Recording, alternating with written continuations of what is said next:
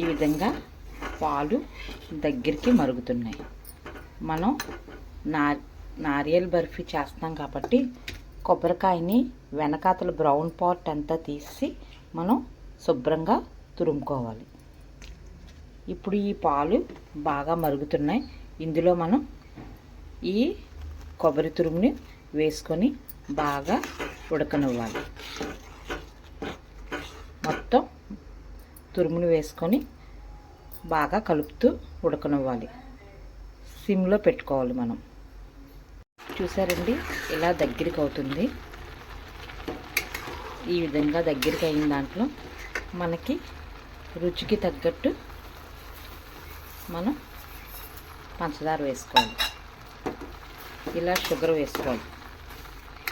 మనం ఎక్కువ తీపి తిన్నట్లయితే ఇంకొంచెం వేసుకోవచ్చు. ఆల్రెడీ కొబ్బరికాయ తీయగా ఉంటుంది, పాలు కూడా చిక్కని పాలు కాబట్టి కొంచెం తక్కువ వేసుకున్నా పర్వాలేదు. అడుగు పట్టకన్నా శుభ్రంగా దగ్గరికి అయినంత వరకు మధ్య మధ్యలో ఇలాగా కలుపుతూ ఉండాలి. ఇలా దగ్గరికి అవుతూ ఉంటుంది. చూడండి, ఇలా దగ్గరికి అవుతుంది. ఇలా అవుతున్నాగా మనం 2 టేబుల్ స్పూన్స్ పాలపిండి వేసుకోవాలి. అది ఏదైనా పర్లేదు. నేను 10 రూపాయల ప్యాకెట్ ఒకటి తెచ్చాను, అది నేను అంతా వేసేస్తున్నాను. ఉండలు లేకుండా బాగా కలుపుకోవాలి. మన దగ్గర చూసారా, ఇలా దగ్గరికి అవుతుంది. ఇందులోనే మనకి కళాయికి అడుగు పట్టకుండా ఉండడానికి మనం ఒక 2 టేబుల్ స్పూన్స్ నెయ్యి వేసుకుందాం. వేసుకొని శుభ్రంగా కలుపుకుందాం. ఇంకా బాగా దగ్గరికి అవ్వాలి.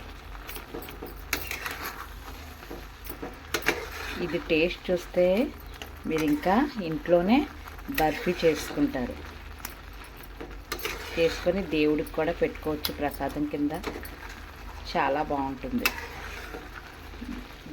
ఇంకా దగ్గరికి అవ్వాలి. ఈ విధంగా దగ్గరికి అవుతుంది. ఈ స్వీట్కి మీ దగ్గర ఉంటే పాల మీద కూడా వేసుకోండి, లేకపోతే లేదు. నా దగ్గర ఉంది, నేను వేసుకుంటున్నాను. ఇంకా టేస్ట్ బాగుంటుంది అందుకని.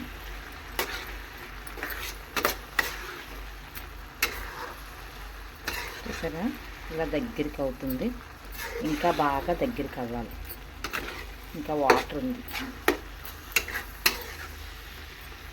ఈ విధంగా కలుపుకోవాలి.